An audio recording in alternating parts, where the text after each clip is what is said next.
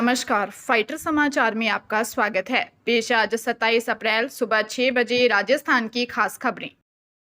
राजस्थान में शहरी निकायों में अब घर बैठे ही प्रॉपर्टी के मालिकाना हक वाला पट्टा बनवा सकेंगे।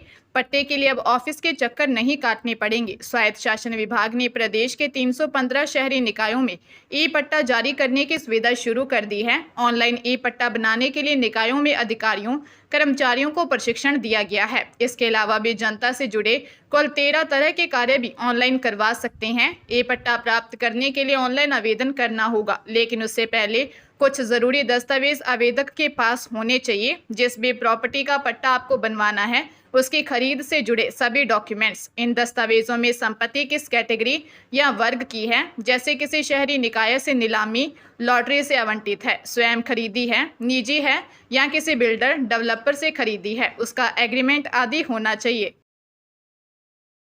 हरियाणा के नूंह में दिल्ली मुंबई एक्सप्रेस वे पर तेज रफ्तार पिकअप ने लोगों को कुचल दिया। हादसे में 6 लोगों की मौत हो गई, जबकि 5 से ज्यादा लोग गंभीर घायल हो गए। सूचना पर पहुंची फिरोजपुर झिरका पुलिस बचाव कार्य में लग गई है। मृतकों के शवों को अल आफिया अस्पताल मांडीखेड़ा में रखवाया गया है। वहीं घायलों को नल्हड मेडिकल कॉलेज के लिए रेफर कर दिया गया। जानकारी के मुताबिक दिल्ली मुंबई एक्सप्रेस वे पर इब्राहिम बास गांव के पास 10 से ज्यादा सफाई कर्मचारी एक्सप्रेस वे पर सफाई कार्य कर रहे थे। इस दौरान अचानक आई तेज रफ्तार पिकअप ने इन कर्मचारियों को जोरदार टक्कर मार दी। टक्कर इतनी जबरदस्त थी कि 6 कर्मचारियों ने मौके पर ही दम तोड़ दिया। वहीं 5 कर्मचारी गंभीर रूप से घायल हो गए। पुलिस हादसे के कारणों की जांच कर रही है और पिकअप चालक के खिलाफ कार्रवाई शुरू कर दी है। जयपुर मेट्रो द्वितीय की पोक्सो मामलों की विशेष कोर्ट 1 ने नाबालिग छात्रा के अपहरण व दुष्कर्म से जुड़े मामले में अभियुक्त अजब सिंह उर्फ अमित सिंह को 20 साल की कैद व 65,000 रुपये जुर्माने की सजा सुनाई है।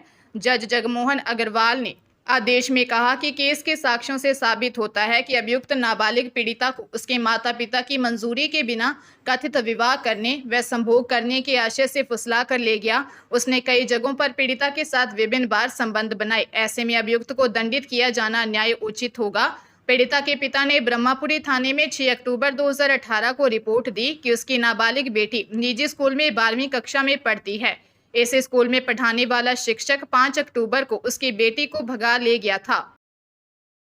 बीकानेर से संचालित हो रहे साइबर ठगी के गिरोह में कॉलेज गर्ल भी शामिल हो गई हैं, जो कुरियर गर्ल की तरह काम कर रही हैं। हालांकि युवती का कहना है कि ऑनलाइन गेमिंग का रुपया बताकर उससे बैंक खाते खुलवाए गए थे। फिलहाल पुलिस ने उसे गिरफ्तार कर लिया है। बीकानेर के एक कॉलेज में सेकेंड ईयर में पढ़ने वाली खेतेश्वर बस्ती निवासी गणपति राजपुरोहित को पुलिस ने सीसीटीवी फुटेज के आधार पर गिरफ्तार किया। साइबर ठगी के मामले में पुलिस ने श्याम सुंदर बिश्नोई और लक्ष्मण सिंह नामक 2 युवकों को गिरफ्तार किया था। पूछताछ में लक्ष्मण ने बताया कि उसने रोडवेज बस स्टैंड के पास एक बैंक से रुपए निकाले थे। सीसीटीवी फुटेज में लक्ष्मण, उसके पत्नी, बच्चा और एक युवती नजर आई, जिसके बाद पुलिस ने उनको गिरफ्तार किया। पुलिस इस मामले में प्रमोद बिश्नोई को ढूंढ रही है। प्रमोद के साथ पांचू निवासी गुमाराम जाट भी शामिल है। मुंबई पुलिस को भी प्रमोद और श्याम सुंदर की तलाश है। राजधानी जयपुर में राजस्थान विश्वविद्यालय में एबीवीपी कार्यकर्ता और छात्र जब नहीं माने तो पुलिस ने हल्का बल प्रयोग कर उन्हें खदेड़ दिया, जिसके बाद बीजेपी विधायक गोपाल शर्मा नाराज हो गए। दरअसल राजस्थान विश्वविद्यालय में कुलपति सचिवालय में सिंडिकेट बैठक हुई। बैठक में यूजी पीजी की 1 लाख से अधिक डिग्रियों का अनुमोदन किया गया। इधर सचिवालय के बाहर समस्याओं को लेकर एबीवीपी के कार्यकर्ता पहुंचे। पुलिस ने छात्रों को अंदर जाने से रोका। एबीवीपी कार्यकर्ता और छात्र जब नहीं माने तो पुलिस ने हल्का बल प्रयोग कर उन्हें खदेड़ दिया। इसकी जानकारी सिंडिकेट के सदस्य और विधायक गोपाल शर्मा को मिली तो वे बैठक छोड़कर बाहर आए और परिषद कार्यकर्ताओं से बातचीत की। विधायक ने कहा कि विश्वविद्यालय प्रशासन को छात्रों की बातें गंभीरता से लेनी चाहिए। प्रशासन और छात्रों के बीच संवाद जरूरी है, टकराव नहीं। जालोर जिले में भारतमाला एक्सप्रेस वे पर एक सड़क हादसे में एक स्कॉर्पियो कार खड़े ट्रक में जा घुसी। हादसे में कार में सवार 32 वर्षीय मूल सिंह और उसकी पत्नी 28 वर्षीय दरियाव कंवर की मौत हो गई, जबकि 4 अन्य घायल हो गए। हादसा चंडालिया गांव के पास हुआ, जब कार का चालक झपकी ले रहा था और कार अनियंत्रित होकर खड़े ट्रक में घुस गई। हादसे में मृतक मूल सिंह के पुत्र 5 वर्षीय अभिजीत सिंह, 9 वर्षीय जितेंद्र सिंह, 24 वर्षीय भाई अजय पाल सिंह व कार में सवार अन्य पारिवारिक सदस्य तन्नू घायल हो गए। यह परिवार भागवा सिवाना जालोर का रहने वाला था, जो जसौल माताजी के दर्शन करके घर लौट रहा था। मृतक मूल सिंह की पत्नी दरियाब अपने माता पिता से मिलन ढेलाना जाने वाली थी, लेकिन उससे पहले ही उनकी मौत हो गई।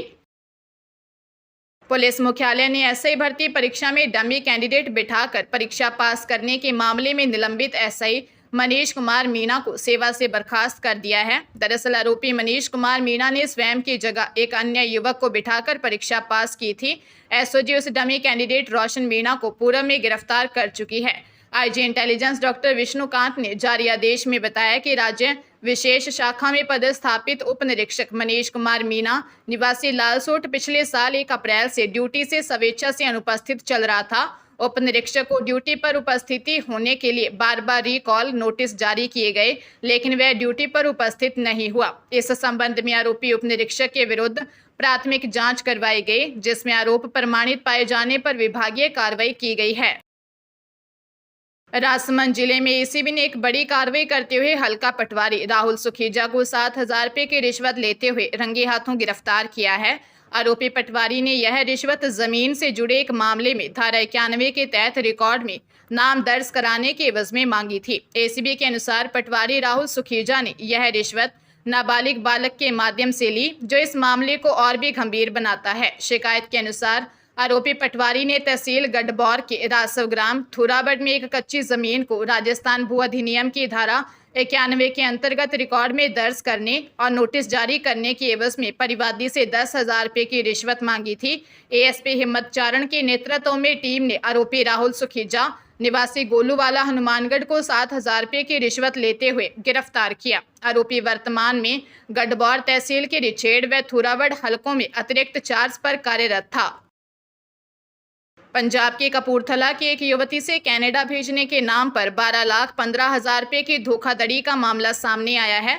पुलिस ने जालंधर के 2 ट्रैवल एजेंटों के खिलाफ मामला दर्ज किया है। जानकारी के अनुसार मोहल्ला शेरगढ़ निवासी नीति ने पुलिस को बताया कि वह कनाडा में वर्क परमिट पर जाना चाहती थी।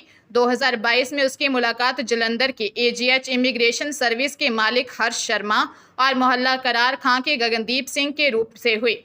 दोनों एजेंटों ने 18.5 लाख रुपए में कनाडा भेजने का सौदा तय किया। नीति ने अलग अलग किश्तों में 12,15,000 रुपए का भुगतान कर दिया। एजेंटों ने न तो उसे विदेश भेजा और न ही पैसे वापस किए। सिटी थाना पुलिस ने आरोपी के दोनों एजेंटों के खिलाफ मामला दर्ज कर जांच शुरू कर दी है।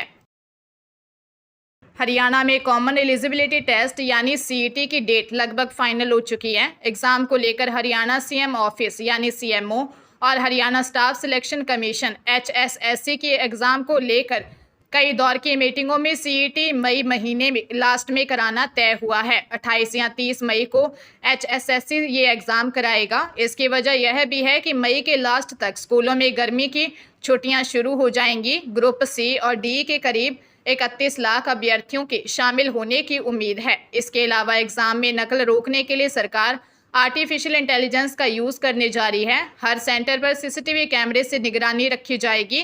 प्रदेश में यह पहली बार होगा कि ग्रुप सी और डी के लिए होने वाली सीईटी में 40 लाख से अधिक युवा आवेदन कर रहे हैं।